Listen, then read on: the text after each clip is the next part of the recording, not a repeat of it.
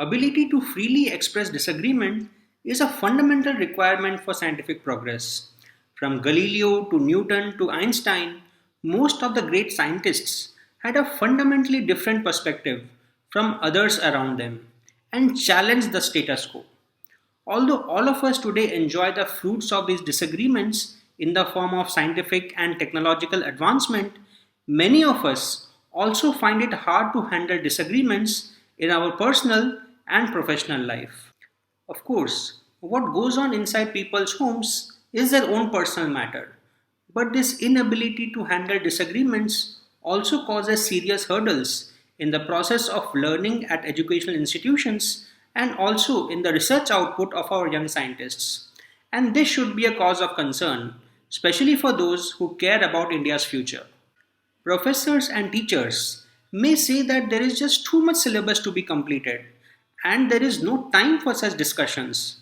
And students may say that what is the point of completing syllabus when they are not even able to properly understand what is being taught?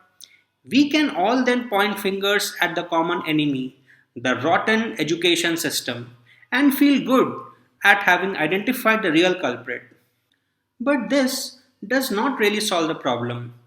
We all need to find a way to enable students to express their disagreements in a free manner without any fear of repercussions.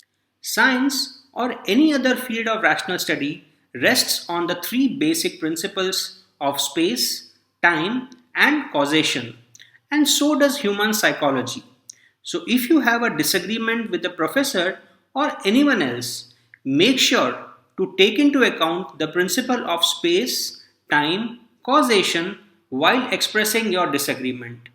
Now, what does this actually mean? Space means where, time means when, and causation means how. So, what matters is where you express your disagreement, when you do it, and how you do it.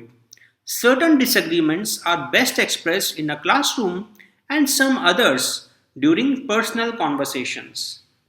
Regarding the how or the causation aspect, instead of saying that this is wrong, you could instead say, I am not sure if this is really right for this, and this reason.